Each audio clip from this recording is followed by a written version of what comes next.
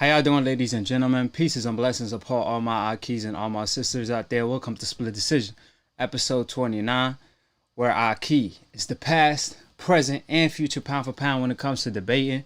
Unfortunately, Professor couldn't be here with us today due to technical difficulties. As y'all know, I'm over here mix, master, engineering, and producing Split Decision. So, I had a hard time saying a thing or two, so all my promises will be delivered. However, these are going to be delivered a week later. So he will be joining us next week. And I still have Akhi Brotherhood boxing show with my own brother this upcoming week. That's still scheduled. And you already know, the ether, when it comes to Paulie Malignaggi, is dropping tomorrow. So be on the lookout for the cookout. Shout out to all my Akhis. So I'm going to leave y'all with a little commercial, and we're going to get right into it. This is Don Marlene. You're watching Akhi TV. This is Richie Comic. Keep watching Akhi TV. Subscribe. Tweety, free bacon, egg, and cheese after my fight. We here with Akhi TV. You know, we out here. That's what you get if you don't subscribe, huh? Subscribe, like, you already know, comment. And I gonna say, I don't got time for the hate. I need more time in my day. I put the ice in my bay, yeah. You riding on me. I get my drip overseas. Niggas are hating on me. A dream fight between Mike Tyson and Muhammad Ali. He said that Mike Tyson have science on his side. Due to that, he favored Mike Tyson.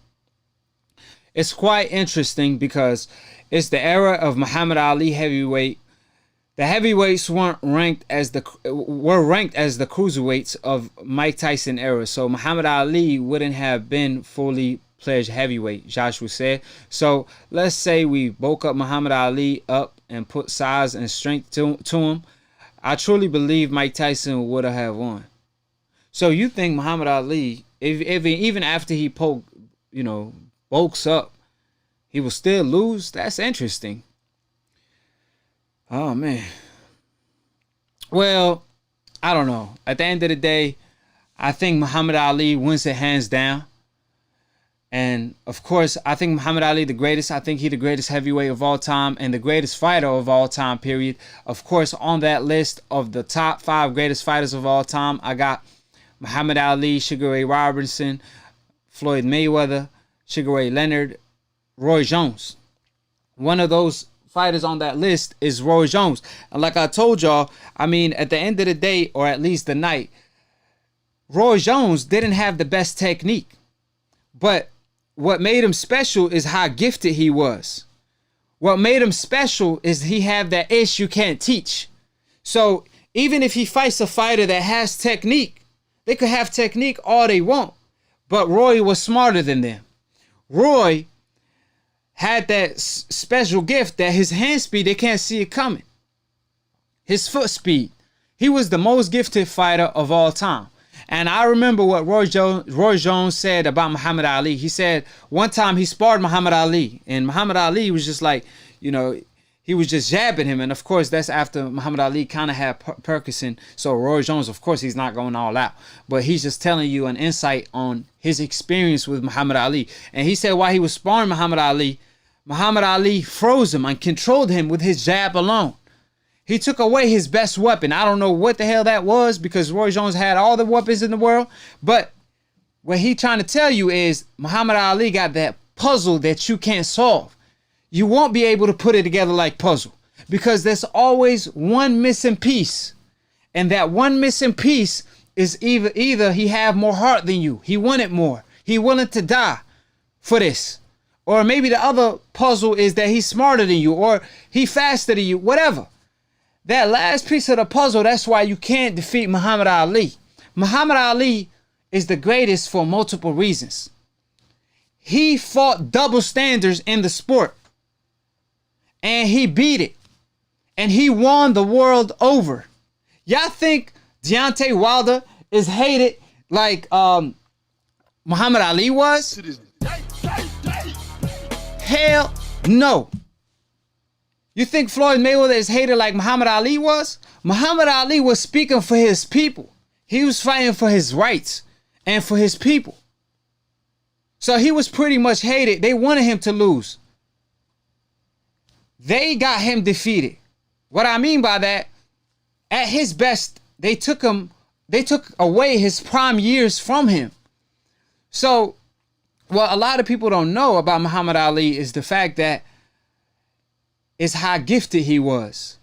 For a heavyweight to move around like a lightweight is unheard of. For 15 rounds, Muhammad Ali don't just move around the ring. He dance around it. Muhammad Ali don't just strike. He stings like a bee. His name is Muhammad Ali. So what I mean by that is Muhammad Ali got that itch you can't teach. And if you don't got that itch you can't teach, how you going to beat him? You ain't going to spar nobody that put their hand down and pull back. And it's like, what the hell he doing? He got his chin up in the air. He broke the boxing rules, but he wrote his own book. That's what made Muhammad Ali the greatest. You could bring him today. You could talk about science all you want. Like Mike Tyson, of course, he was by the book, the peekaboo style. Like I said, fighters, you know what I mean? You got to fight. You make your disadvantages your advantages. Mike Tyson was short. He made that his advantage. But Muhammad Ali, regardless of all of that, science or without science, he broke the science. What you thought was possible, he made it impossible and pulled it off. He came out with the greatest strategy, the rope-a-dope, and came out fighting off the ropes. So, with my humble opinion, I don't see anybody beating Muhammad Ali. Because, yes, Mike Tyson didn't fulfill his potential. Because his background and the fact that he was a badass, like, for example, Prince Nassim Hamed and Gervonta Tank Davis today, they perfect examples. They not focused. I don't believe Mike Tyson trained for everybody like he was supposed to. I don't believe he had the hard work and dedication of Mayweather. I don't believe that. And I know he didn't, because of course he will tell you that. It's the perfect example of Zab Judah. He had the talent as well, but he slacked off. Why? Because they rely on their talent. They start thinking, hey, man, I got the power. I'm the best, this and that. They let it get to their head. So they don't train as hard as their opponent. And that's a perfect example of when hard work beat talent, when talent doesn't work as hard. Mike Tyson fall in that category. The same category Prince Nassim Hamed fell in. The same category I hope Gervonta Tank Davis don't fall in. The same category a lot of fighters fell into it, falling in love with their hype. Falling in love with their power, for example, or whatever the case might be. So instead of training like every opponent is your toughest fight, you start taking opponents lightly. You start not training. You start having 3 weeks training camp. Mike Tyson literally had 3-week training camp. So, with my humble opinion, after he got out of jail, I believe that was after he got out of jail and fought Buster Douglas, that wasn't his best self. And the best version of Mike, I believe, beat Buster Douglas. I think the best version of himself, with all the respect, because I respect Lennox Lewis and what he did in the heavyweight division and his career as a whole, fighting the best and all that. But in his prime, I don't think he wanted no piece of the original Mike. And I think I will favor Mike Tyson as well. Against Holyfield, it's tricky because Holyfield had the kryptonite. He had the perfect chin. He could fight in the inside. He always had an answer. So Holyfield is kind of like that kryptonite for Mike Tyson, but he will still give Holyfield a better fight.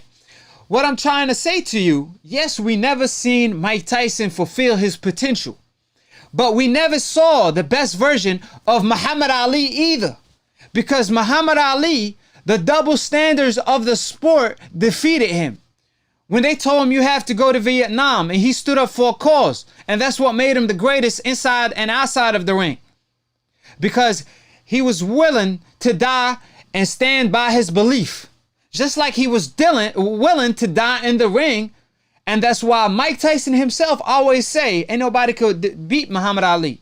I know a lot of people believe that's him, of course, being a little bit biased toward,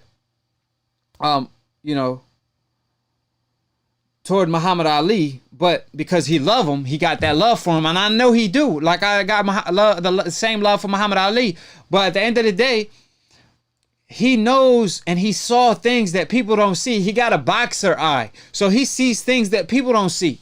So people see the fundamental mistakes, which is putting your chin in the air, leaving your hand down. But that's what made Muhammad Ali Muhammad Ali. So the point that I'm trying to make is that Muhammad Ali never fulfilled his potential because we never seen Muhammad Ali in the prime year of his career. I believe when he was 27 or 28, if you could watch how he was flying like a butterfly and stinging like a bee back in the day, you would know what I'm talking about. You would know exactly what I'm talking about. This is a reminder.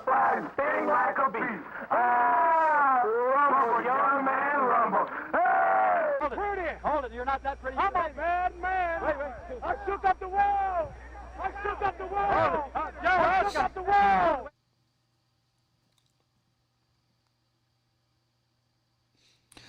So that was, when y'all heard that, that wasn't even in his prime. But what I mean by that, when he was supposed to, go into his prime, they told him you got to go to Vietnam. So he couldn't fight for around 3 to 4 years. And he had to make a comeback. And just like Mike Tyson, he didn't have the work ethic of Floyd Money Mayweather. And he didn't even know if he was going to fight again. He didn't know.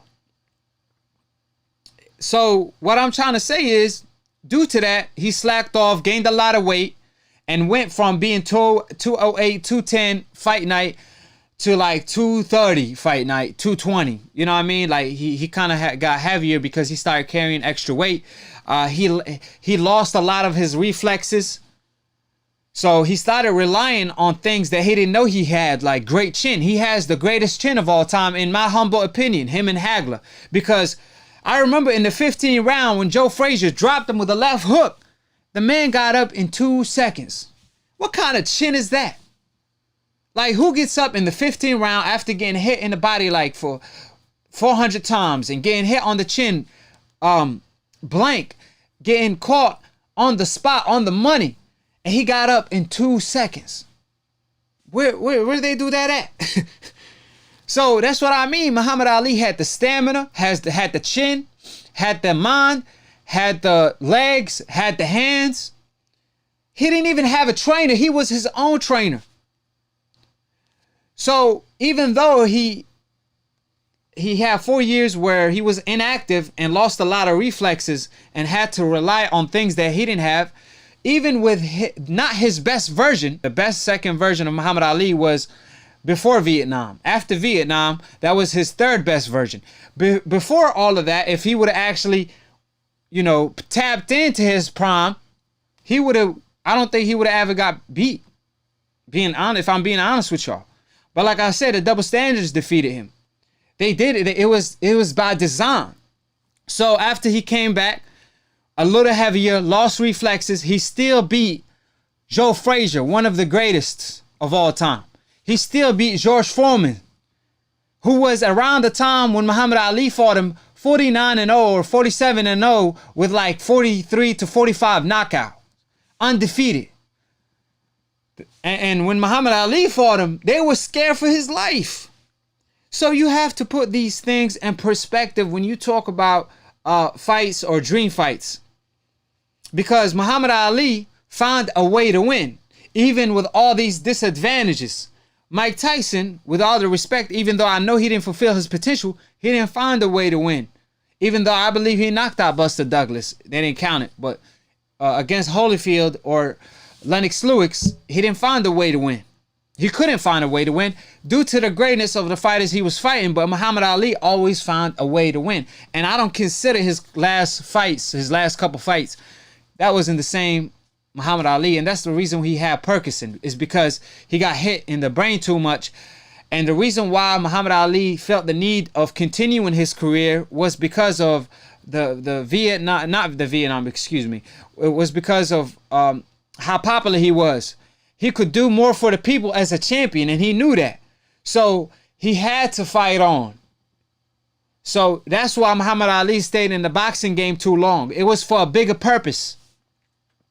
So what I'm trying to say is Muhammad Ali is the greatest because he don't just move, he dances. He don't just punch, he thinks.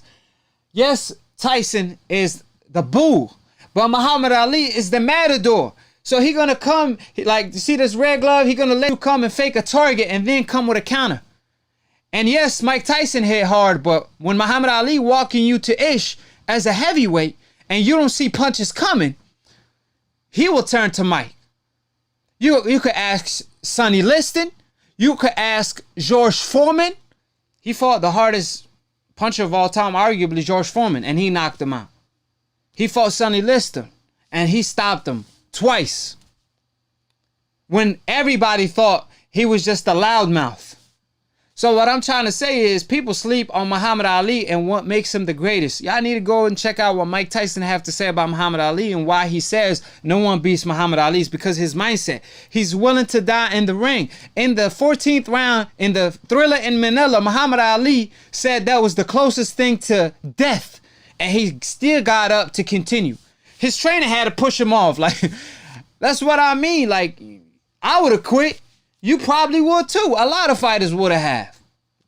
That's what made Muhammad Ali special. We're going to talk about it on Akhi Boxing Brotherhood. So stay tuned on that. We're going to dive into it some more. Split Decision, episode 29 is over with. I appreciate all my Akhis. Subscribe below. If you're trying to get smarter by the minute, if you're trying to get dumb about it, send to these decals, aka dumb casual ass fans / old media that you don't know shit. They don't know shit, You bruh. better not duck Real me, talk. son. He ain't lie when he said that. better So not all my duck me, my son. haters, I got a question for y'all. I really got a question for y'all. Why y'all hating? Y'all call in, y'all tune in, y'all comment, but y'all hating. And all the people that be talking ish in the comment section, I see y'all talking, but I don't see y'all calling in. And guess what? Like AB said it. They call me the problem. AB said it best. Anybody can get it. Africans, Americans, Dominicans, Mexicans, anybody can. So with that being stated, I appreciate everybody. Appreciate Rare Rat, OG Swag, everybody in the comment section, all my Akis. And at the end of the day, the only other side of the truth is the lie. So when the truth is spoken, the other side is nothing but a lie. So yes, there's two sides to every story. So do y'all research. Like Deontay Wilder said. Google that shit. Google the fact. Like Max Kellerman want to talk about the reason Manny Pacquiao is a better fighter than Floyd Mayweather. Or if he had more reach or height, he probably would have beat Floyd. Like, how idiotic does that sound? Because the whole purpose of boxing is to use your advantages or your disadvantages and make them your advantages. With your attributes, you need to work with them and make your own style. Manny Pacquiao did it. So you're going to tell him he needs extra reach now and extra height and extra IQ and some, things in his body to beat Floyd Mayweather? So according to you, he a better fighter?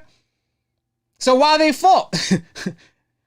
That's why that statement sound idiotic, because you have to keep in mind, ladies and gentlemen, that Mike Tyson had the disadvantage fighting all of his opponents. But he used his disadvantages and made him his advantages with the pickaboo. You know what I'm saying? So like I said, there's no excuse of you losing a fight because you having less reach or less height. That ain't an excuse, because you need to work with your attributes and defeat your opponent and create your own style, which Mike Tyson did, Floyd Mayweather did, the greatest did, Muhammad Ali, and so did Manny Pacquiao. So don't give him excuses that he didn't even brought up. With that being said, salute to everybody. And like I always say, all y'all decals. You don't know shit about boxing. I want to thank God for the victory, you know what I'm saying? All the above. Pound for pound, number one. All the above. Y'all know what time it is. What's understood don't have to be explained. And I'll leave y'all with this.